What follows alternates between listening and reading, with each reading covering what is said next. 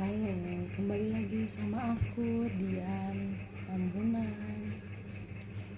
Gimana kabarnya hari ini, guys?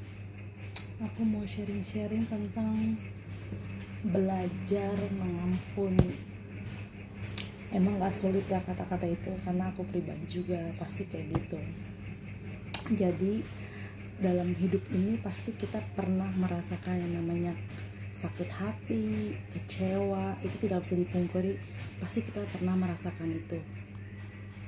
Dan di situ kita diuji sama Tuhan Yesus, kayak kita diuji untuk kayak membereskan hati kita untuk bisa memaafkan atau mengampuni orang yang pernah bersalah sama kita, atau orang yang pernah menyakiti kita, atau orang yang pernah mengecewain kita, kayak gitu ya. Mungkin emang kata-kata ini nggak mudah ya buat kita pribadi gitu, tapi di sini karena kita sering kali menghadapi statement orang-orang yang pernah memberi luka sama kita yang benar-benar sakit banget, dan perkataan yang terlalu membuat kita sampai nggak bisa nih gitu, kayak nggak bisa diampuni kayak gitu, saking sakitnya yang terlalu dalam kayak gitu. Atau perbuatan mereka yang udah menyinggung perasaan kita, dan semua itu pasti menancap ya di lubuk hati kita yang paling dalam gitu, dengan semua perilaku orang-orang yang telah pernah menyakiti kita dalam segi perkataan maupun dari segi perbuatan ya guys gitu. Tapi di sini Tuhan mengingatkan kita untuk belajar untuk memaafkan atau mengampuni orang yang sudah bersalah sama kita. Dan itu pun gak cuma belajar lewat dari mulut, tapi di hati yang paling dalam kita harus belajar untuk mengampuni orang yang sudah melukai hati kita. Karena membuka pintu maaf sama seperti kita sedang berusaha untuk menyembuhkan luka kita. Kayak sama sepertinya kita sedang mengobati luka yang ada dalam tubuh kita.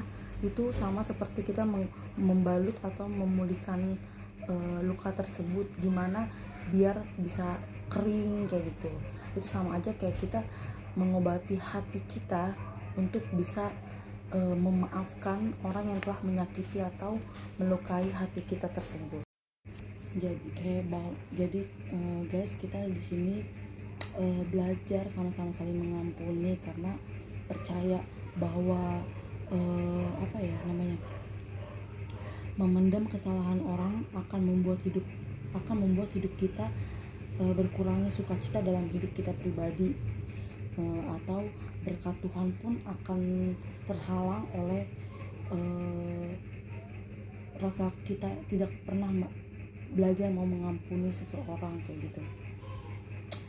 Dan bahkan bisa menimbulkan akar kepahitan dalam hidup kita yang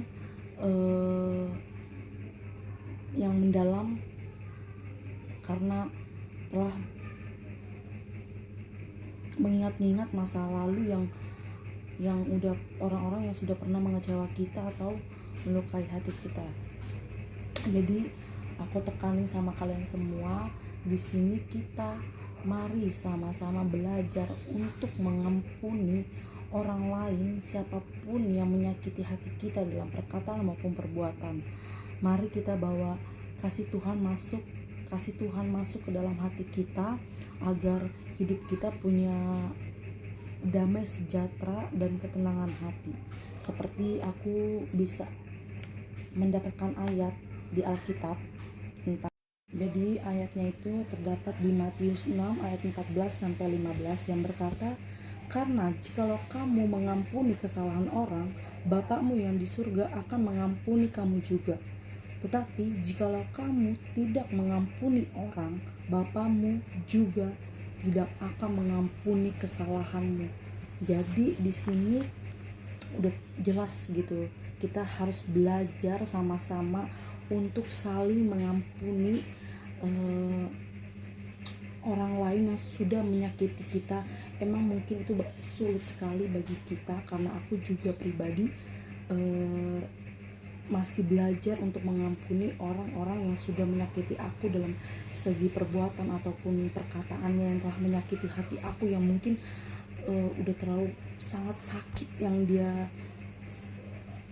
kasih sama aku gitu, yang meremehkan aku atau apa. Tapi di sini aku tetap belajar untuk mengampuni, karena aku selalu ingat kata-kata yang dibilang itu, jikalau kamu tidak bisa mengampuni orang, ingat ya, Bapamu juga tidak akan mengampuni kesalahanmu.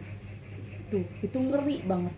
Dan kita mari belajar untuk menanamkan kasih sukacita dari Tuhan, agar kita bisa sama-sama belajar untuk bisa mengampuni orang yang bersalah sama kita.